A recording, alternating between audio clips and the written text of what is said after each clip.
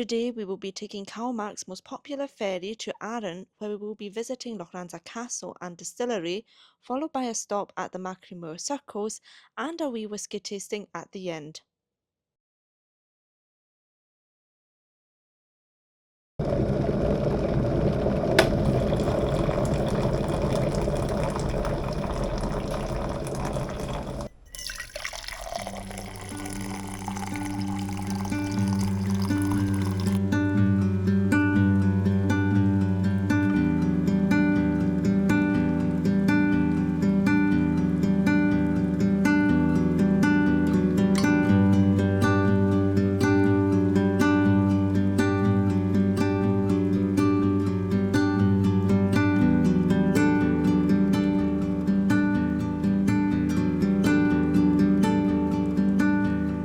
Today we will be taking CalMac's most popular ferry.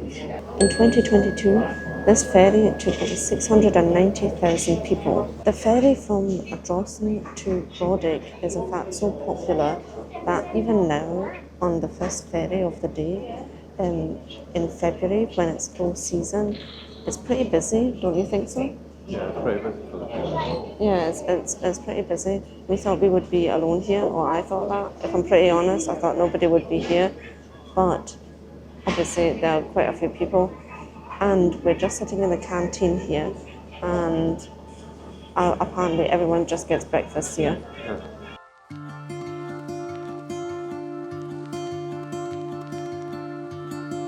Because this ferry is so popular, even during low season, which is now, the ferry actually goes pretty regular throughout the day. So this is the first sailing of the day at what time is it? 7 p.m. 7 a.m. Yeah, 7 a.m. And then the next sailing will be about 3 hours. So it's every 3 hours, which is pretty unusual for a ferry that takes nearly an hour. There's some other ferry routes with CalMac where the ferry goes even more frequently during low season. However, the sailing time isn't as long as this one. It's mostly just like 10 minutes or 15 minutes.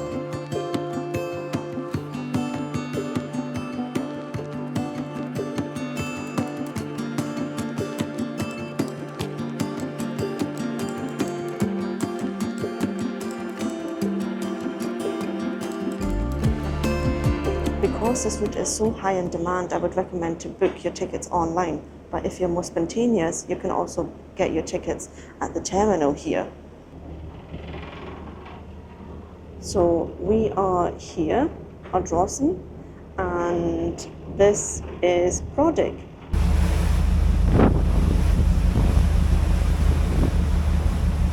I'm expecting the sea to be a bit choppy today, because it has been pretty windy yesterday and today. And here's a tip: if you're taking the ferry in Scotland in general, if you're not sure about the weather, especially like during low season, like winter and so on, then I would recommend to not book the very last ferry of the day, because it can get cancelled, and yeah, you don't want to have the hassle of looking for somewhere to stay. Rather book an earlier ferry back than not getting back home. Which is what we've done. If you booked the last ferry. And because I'm giving you this advice, obviously we're not following the rule. So if there's no video, it's because we're still stuck in Arran. Yeah.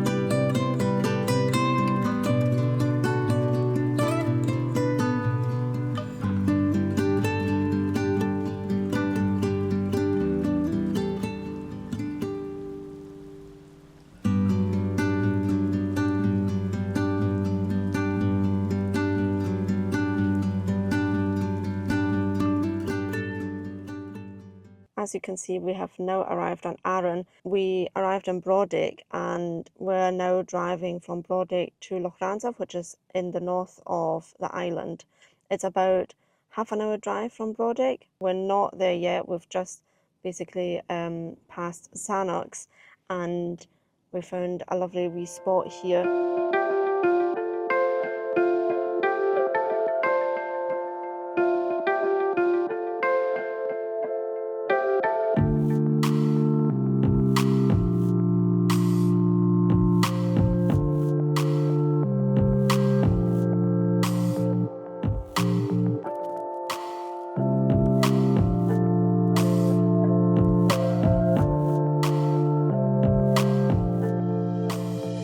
We've driven from Brodick to Lochranza, and Lochranza is in the north of the island. It's actually the northernmost village of Arran. Lochranza is known for its castle, Lochranza Castle. Up to the 1950s, it was believed that Lochranza Castle was a tower house built in the 1500s.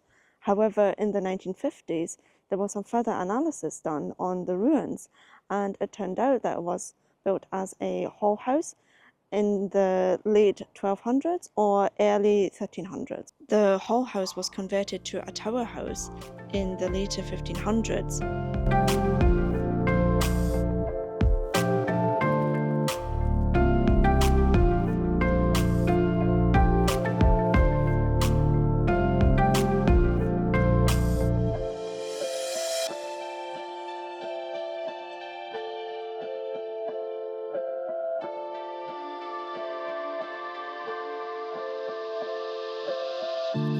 It's just after 10 now and we've just visited Lochranza Castle. We'll now be going to Lochranza Distillery and we have to wait after 10. First of all, it opens at 10, but if you didn't know, in Scotland you're not allowed to sell alcohol before 10 a.m. and after 10 p.m. and that's why I guess they'll open at 10 a.m. so we'll be probably the first ones there. By the way, if you haven't liked and subscribed yet, why not do it now? You'd really support the channel. Production at Lochranza Distillery began almost 30 years ago. Many other locations were considered at that time, but the proximity to Loch na Davy offered a great source of fresh water for distilling. Their second distillery opened in the south of the island in 2019 in Lag, and there they make a very unique style of peated single malt.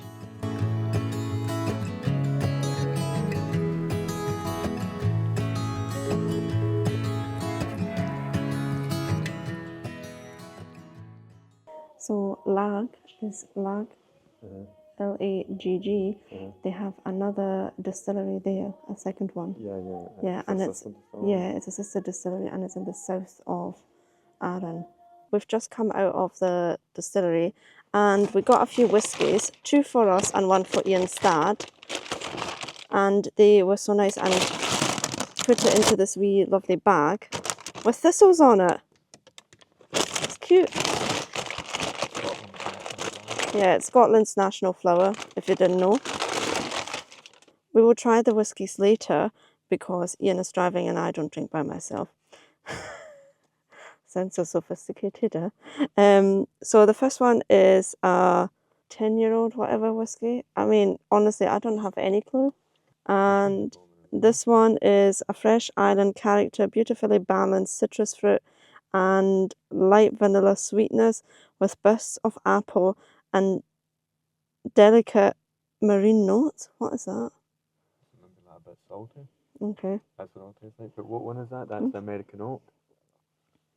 American oak, yeah. And then we got a peated one for Ian's dad. We were talking to the employees, and I don't know if the elderly couple were the owners. Don't know. Anyway, they were saying that it is really quiet, but it's even more quiet than usual around this year. So they're not sure if that is because of the ferries. But the ferries been like off quite a bit? Like it's like the assumption is that because of the wind, the ferries might get cancelled. Yeah. So I think people don't want to risk coming over and then getting stuck. Yeah, that's true. Yeah. Which actually could happen to us.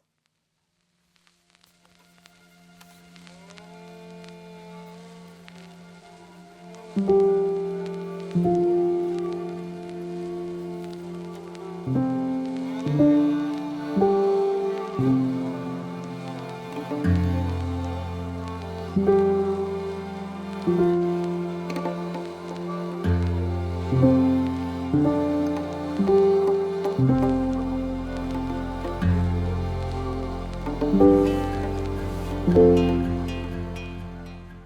have now come to the Machrie Moor Stone Circle, and we've just parked over here, and it's just under a 2-kilometre walk from here. We have now driven down from Lochranza to the western side, and it's of the island, and it's basically like in the middle of the island.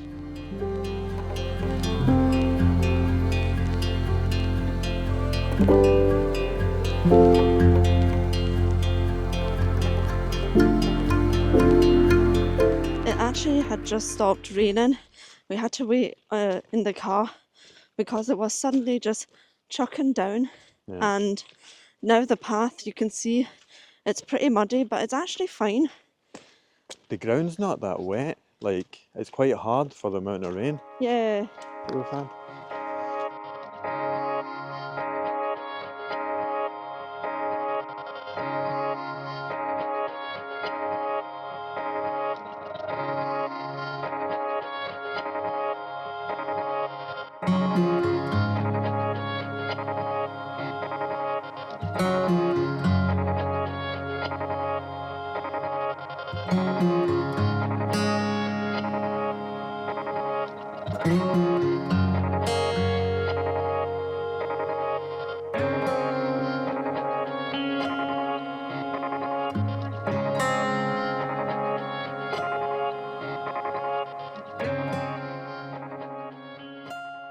You know, it's when we came here in Easter, there was such a huge difference in terms of how many people were here. We were seeing it on the ferry, right? Okay, there were quite a few people, but when we came over Easter, honestly, that ferry was absolutely mobbed. Is it not a bigger ferry as well? I think it was even a bigger ferry, yeah. Like when we came the last time? Yeah. And And it was full. and that was full, yeah. Like where we sat in the cafeteria, you couldn't have got anything because it was just so mobbed. And Lochranza, the distillery, was also busy. You can escape the tourists mostly when you go, I feel like when we went to the west side, so where we are now, but literally just now there's nobody here, which is fantastic. So if you want the island to yourself, just come here, just come now. The off season is between is from October, the end of October, Yeah, until the start of April. start of April, yeah. I think some places also open already in March, Right. but if you want to be sure that everything is open, then come in April. And I would say that applies to most Scottish islands. Yeah. Don't you think so? Yeah, because when we went to Mull, Mhm. when was that? That was October, wasn't That was it? October, yeah. And a lot of stuff was shut then. Yeah. And when we went to Finnefort, To Iona, yeah. and then over to Iona, Yeah. yeah, a lot of stuff was shut. Yeah. And that also applies to, I would say, many places in the Highlands. Quite a few touristy places. So I'm not speaking about Edinburgh or like the cities in Scotland. We're really talking about like the Highlands. But of course, it would be much cheaper if you go there during the low season, with the risk that not everything is open. Around 4,500 years ago, people erected timber circles at Machrie Moor. This was about the time when monuments like Stonehenge were being built elsewhere in Britain. The early wooden monuments are no longer visible, however, the site remained important. 500 years after the wooden circles were created, 2 stone circles were erected on the same sites. And probably around the same time, 4 other circles were erected, one with a double ring of stones. The result was an impressive ceremonial centre for those who lived and travelled here.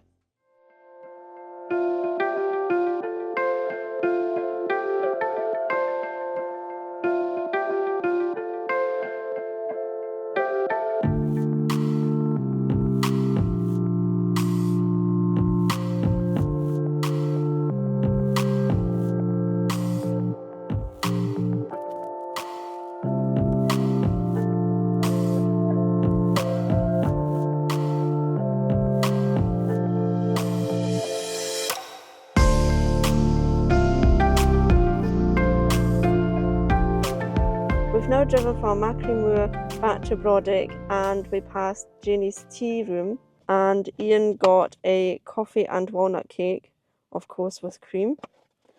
And that was how much? £3.50. £3.50. And And I got a rocky road. We parked right at the seafront in Brodick, and if you come here, I would recommend that you can also park here because it's free, isn't it, Ian? Yeah, It's free parking, and it's basically across the whole town, so you'll definitely find a parking space, I think, even when it's pretty busy during the summer season. I think when we came with your parents, it was completely full. Oh, was it? Yeah, so I think, yeah, you need to be lucky. But there are other spaces up there where you can park parallel to the path. All right, okay. I can't remember that. But we had to park on the bottom. Oh, right, we had to park, but we still found something. Yeah. Yeah. You'll find something anyway. Like, there are enough parking spaces here in Brodick.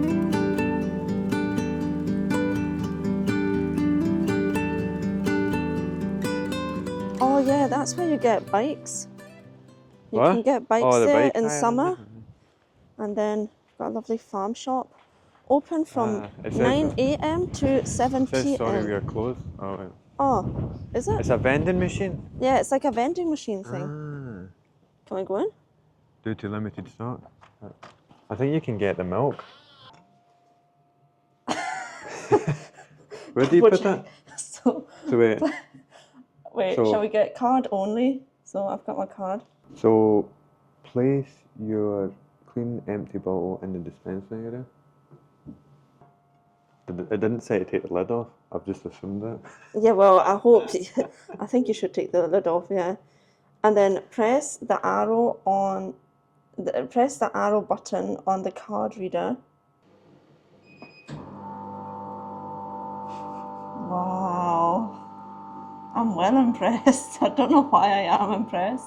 I worked on a farm for, 12 years. And And I'm still impressed. A dairy farm, that is. yeah. So for this bottle, that was only £1. But it Really said good. 130 per litre. I know, it said 130 per litre. So is that not a full litre? Well, it doesn't matter. No, it is a full litre. So I meant to show you, they also have other vending machines. However, due to limited stock, they are now closed for 2 to 3 weeks. But normally all the local produce would be stored here. It's quite big, yeah? I it's like quite it. a lot. It's quite a lot. I had seen it. I thought it was a shop though. No, yeah, I saw it and I thought, oh. But that's And quite a you good can- idea. It's a really good idea. Yeah. It's fantastic. I love those things. I honestly do. Yeah. No human interaction. Well, no human interaction, and you still feel good about yourself because you're buying local produce. Well, yeah.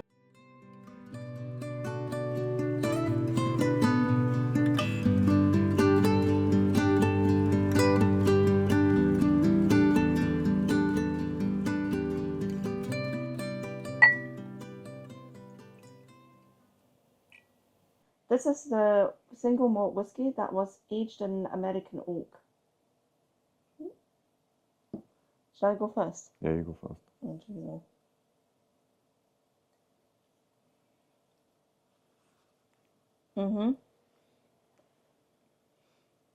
I think you're more of a whiskey connoisseur than me.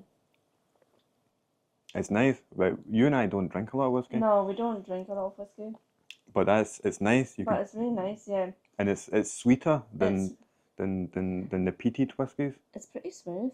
Yeah, it's nice. It's really nice. Yeah, both whiskies were £5.50, which I think is pretty reasonable.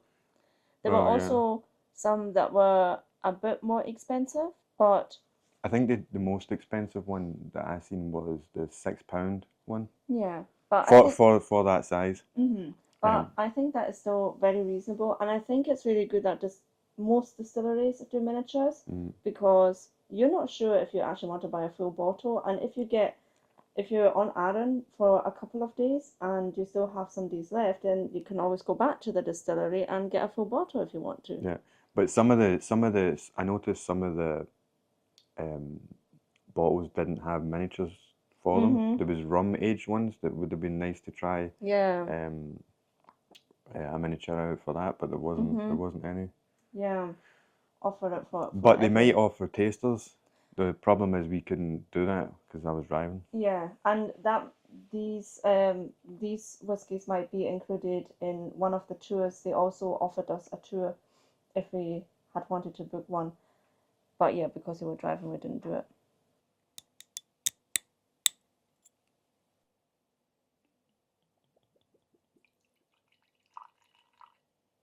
The second whiskey we got was a 10-year-old single malt Scotch. See it? By the way, I think that is the shape of Arran. That is the shape of Arran. How do you know?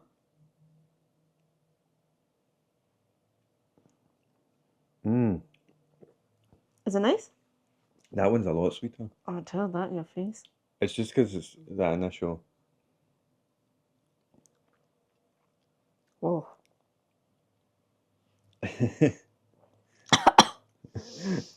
How can you can't put that in the video? Oh, can you? sorry. Oh, sorry. I didn't expect it. So that one is... The other one, as we said, was much smoother. I think that one's just as smooth. I think it's just I didn't know... You don't like when you take it in, it's much kind of mellower, and then when you swallow it, that's when you get the full kick. Yeah, like the flavors, they just literally burst in your mouth. It says that it should have a classic Arran, rich honeyed and malty, soft vanilla and coconut character, citrus fruit freshness, orchard fruits and hazelnuts. I think it's quite vanilla-y. I think it's quite honey. And I think the honey comes from there's a weird heaviness about it. Yeah, like when you, it's actually nice, yeah. It's quite sweet. I think I just was shocked, to be honest, compared to that other whiskey. I wouldn't have thought that. It was so different. And what I meant by the shape of Arran, it's here. It's on all miniatures. It's lovely. It's a nice wee detail. Well, folks, thanks for joining us on our trip to Arran, and I'll see you in the next video. Bye!